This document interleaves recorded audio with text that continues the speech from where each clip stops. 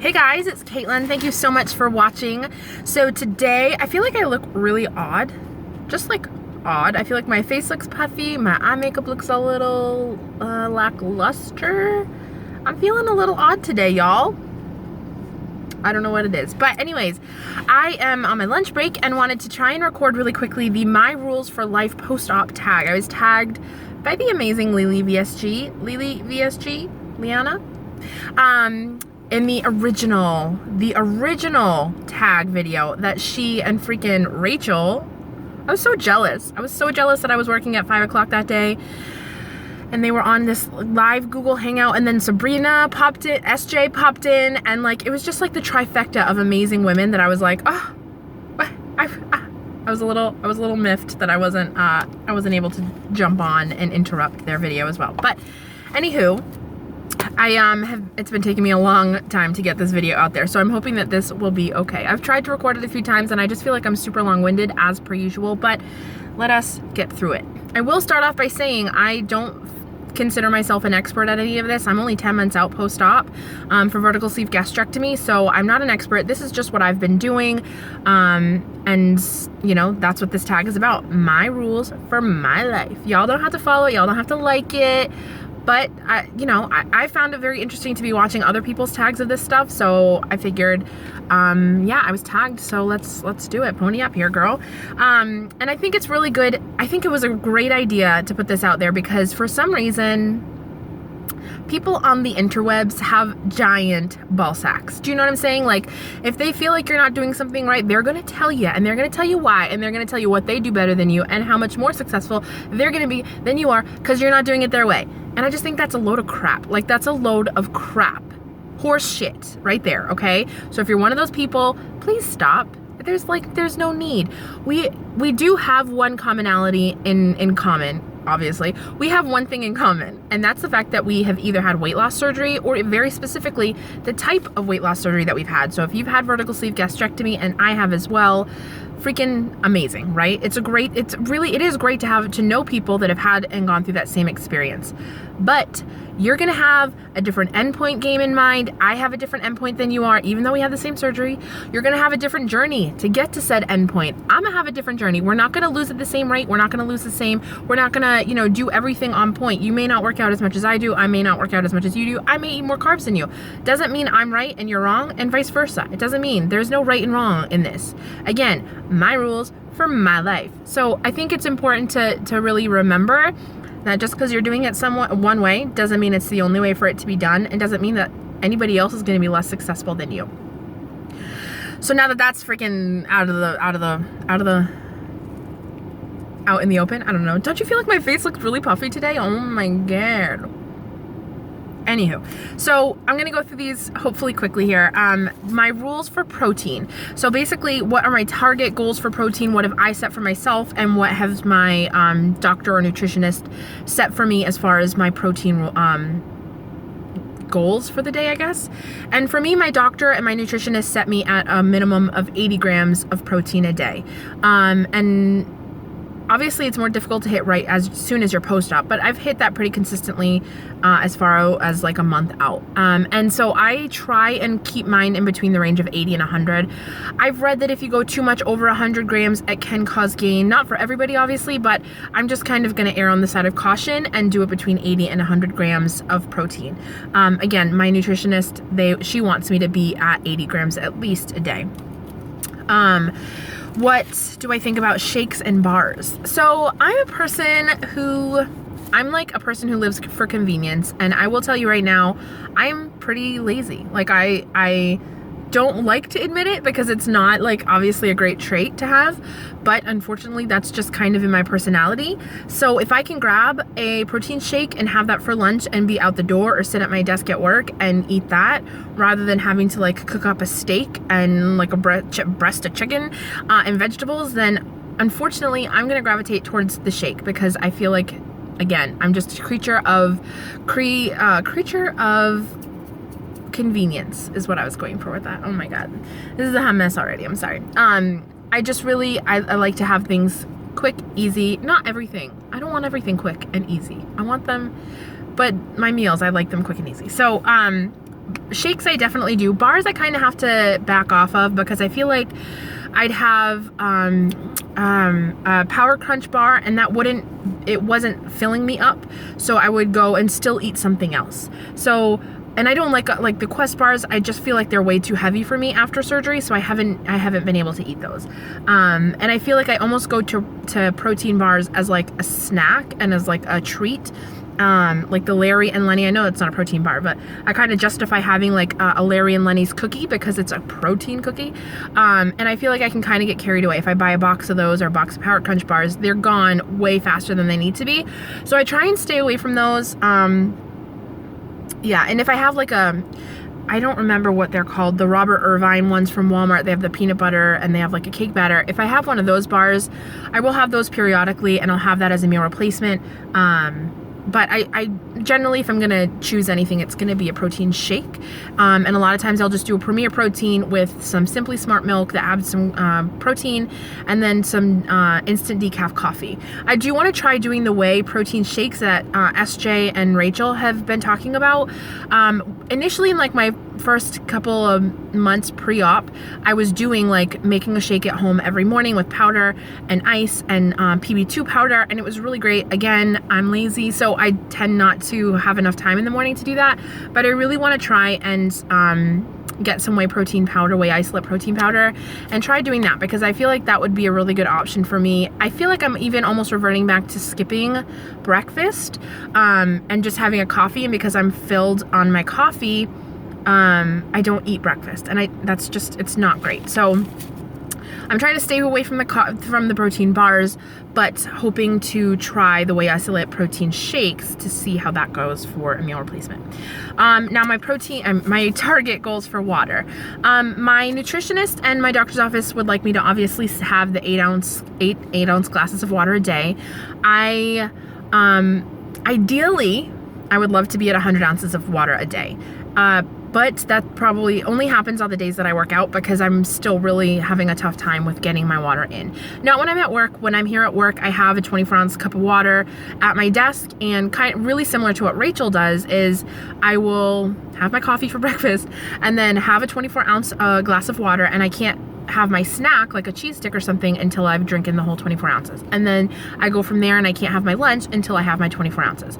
So I try and get at least 3 24-ounce cups of water in at work and like really structure it really well. And I have, a pretty regular schedule at work, so I know like when I need to have it, when I need to have it by. It's when I get home and on the weekends and stuff that I'm really bad at getting my water in. And I liked what Rachel said where, she does that where she can't eat a meal until she has her water, but she also does it where like if she wants to watch a TV show, she says, you know what, you're not allowed to watch it until you hit, finish your cup of water or hit your 24 ounces of water. And I thought that was really a neat idea because I'm just not that disciplined at home. Like I said, I'm just a crazy person. I don't adult well. I'm not very organized. So I just really forget a lot of times to be drinking water. And I find that really affects me on the weekends and when I'm at home because I'm obviously not as full. I'm not filling myself up with water, so I'm trying to go and snack and I'm looking for food in replacement when I just need to shut the fuck up and drink some water. How do I do water throughout the day? I kind of just did that. My rules around water, like I said, at work I'm really good about when I can have how much I need to drink and when I need to drink it by. It's at home that I really struggle with. And I also, just to mention, regular water since I've had surgery has been very difficult for me to kind of get in. It gives me the willies for some reason. It just like, ugh.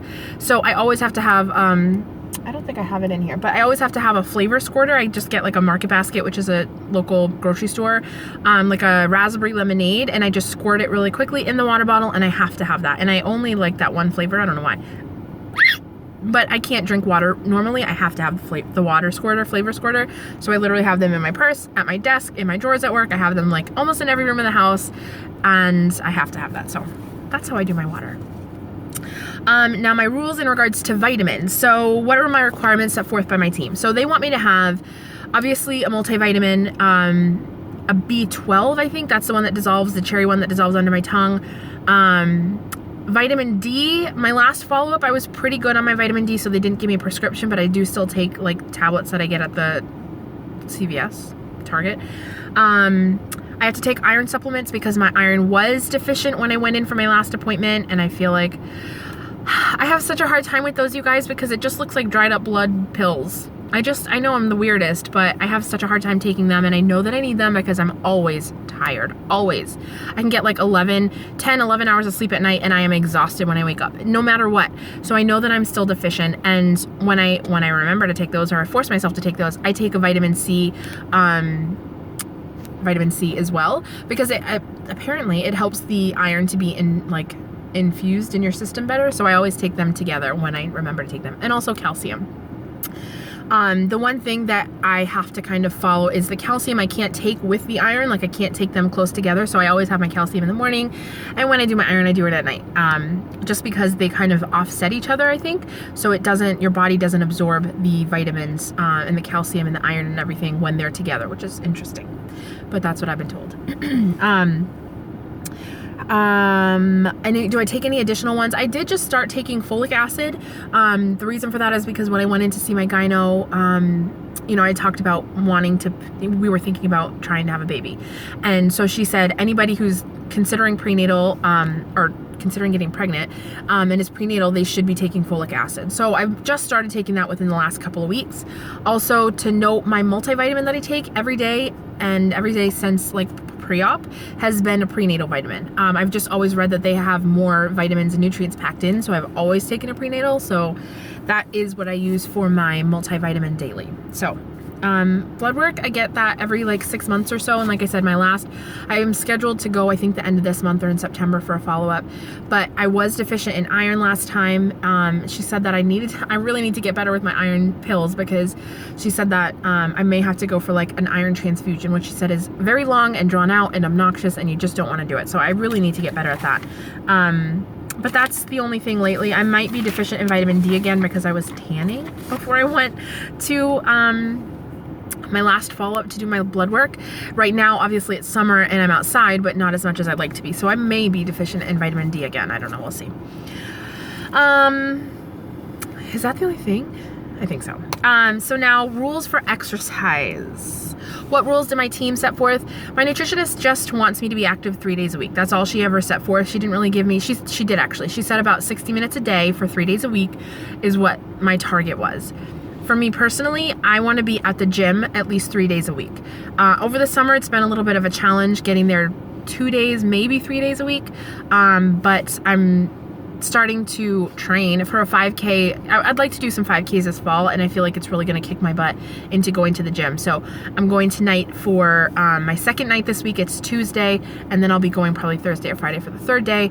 So I go to the gym at least 3 days a week is my goal, my rule. I don't know. And when I'm there for an hour and a half to 2 hours. And what I'll do is I'll do cardio first. I usually do a half an hour to 45 minutes. Cardio is usually a treadmill for me. I just find it like the most interesting. The bike, I feel like I'm not working as much as I need to be. And then the elliptical, I freaking hate that machine. It's like the devil. I just don't like it. So I'll do that for half an hour to 45 minutes. I just started trying the stair climber, the stepper machine. Y'all, I can't. That thing is rough and tough. And I need to do it because my booty is sagging and nobody likes a sagging booty. So, the stair climber, but literally I'm doing like 5 or 7 minutes and then I'm out for the count. Like, it is hard. So I've been doing that, and then I will go right on the machines. I work out at Planet Fitness, so they have like the leg machines together, the arm machines together. So I'll literally just go down the line depending on the day that it is. Sometimes I'll go to the beefcake section and do like squats with the bars and like free weights, if that's what they're called. I don't really know how to use the machines with like the pulleys and the levers and the ropes and stuff. So I still don't know how to do that. So I don't do that. And then I'll go to like do abs. So, excuse me. So like I said, I'm there for at least an hour and a half to 2 hours a night when I go. And then in addition to that, when it's nice out and not like 1,000 degrees outside, I do go for a walk on my lunch break. I'll do about 1 mile to 1.5 miles on my lunch, depending on like the weather. And I do that at least 2 days a week when it's not like the dead of summer. So I haven't gone for a walk in probably 2 weeks. It's just been too muggy and humid, and like I only have a 40-minute lunch, so like I can't like change, go for walks, freshen up and go back. Like, I'm walking in my work clothes and I don't want to be like a hot stinky mess, so I don't go when it's like hot and humid and nasty out. But when I do go, I go 2 days a week at least, and like I said, it's 1.5 miles, and then I do the working out at the gym 3 days a week.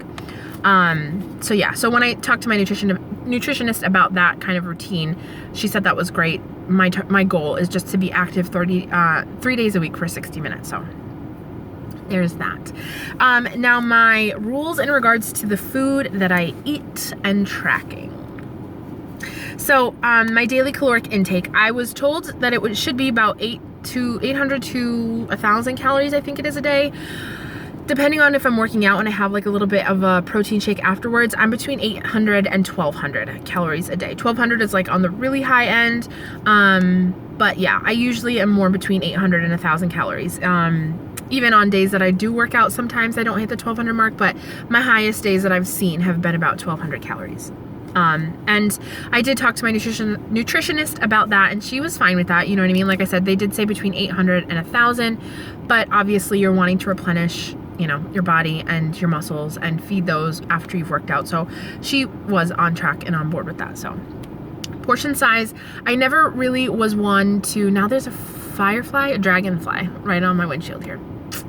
I'm just like bug central. I'm an insect, I don't know, not repellent. That would be the exact opposite. I attract insects, whatever. Okay. My portion size, I've never really been one to really measure out like a quarter cup of food. I just felt like that wasn't realistic for me long term. I'm not going to carry a measuring cup in my purse. Call me like silly, but I didn't feel like that was something that I was going to stick to. So I've been trying to really be in tune with my body and knowing when my body is done, and trying really hard not to overeat, because that is still something that's like in my DNA, that I just want to keep eating until I'm so uncomfortable that I feel like I'm going to vomit or I get the foamies or something. So I'm honestly taking it day by day, because I'm really trying to hone in on my full, you know, triggers, my fullness triggers, and realizing when my body is done, that I need to stop. Right? I just feel like it's more psychological that I continue to eat. I just want to put it in my mouth. Oh my God. So, I'm like I said, I've not really been one who's good at measuring my food. As far as weighing my food, I do try really hard to weigh out like the meats that I'm going to eat.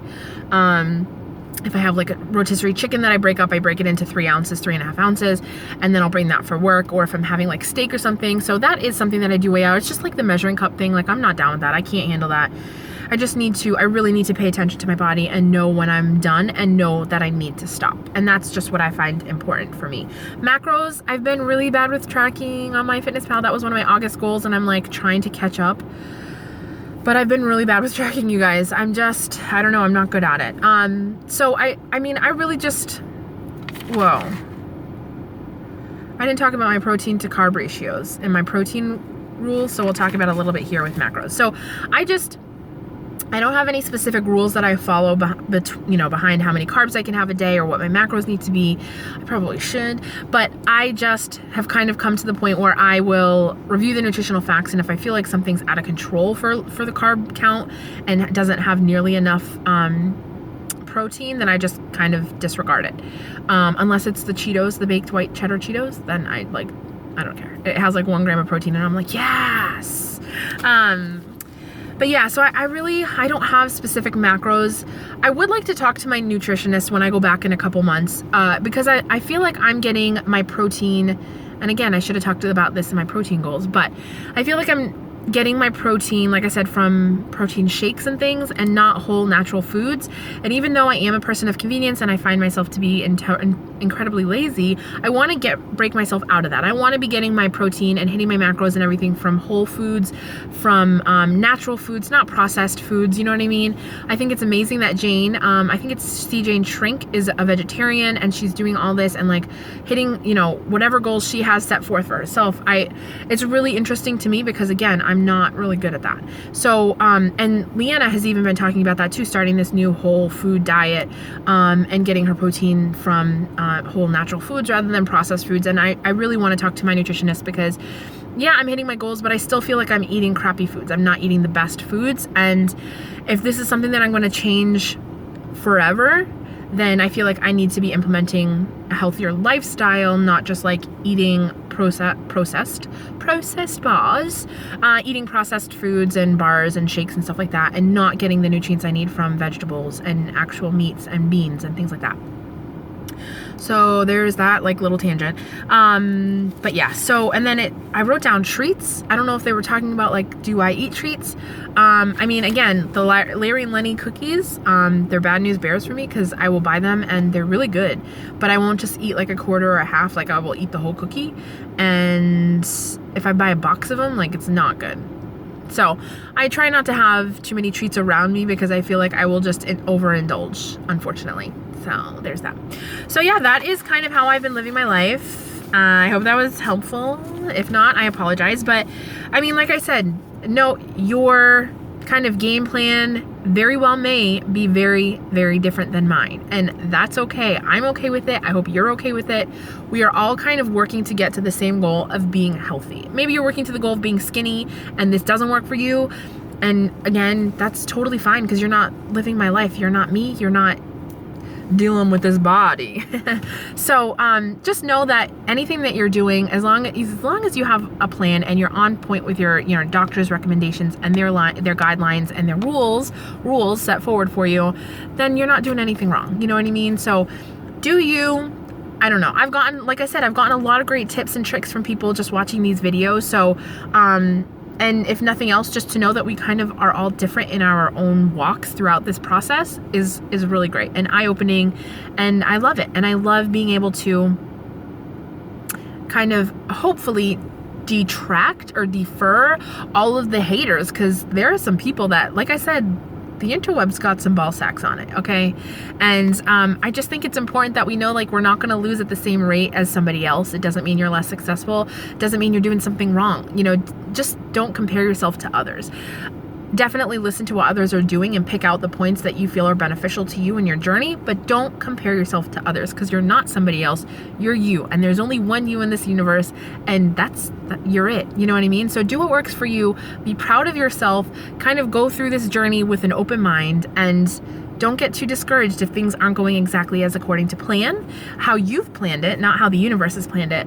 But yeah, I mean, I think it's just really great. I think it's great I'm tangenting again. I think it's just really great to see other people and what they're doing and what's working for them. And like I said, pull apart what's going to work for me and help me.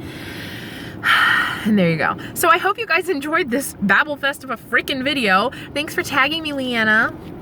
I love you. And Rachel, I'm so jealous of you guys. I really want to like fly to London, all of us. Can we just fly to London and go hang out with everybody? Like, that would be fun, right? I'm saying.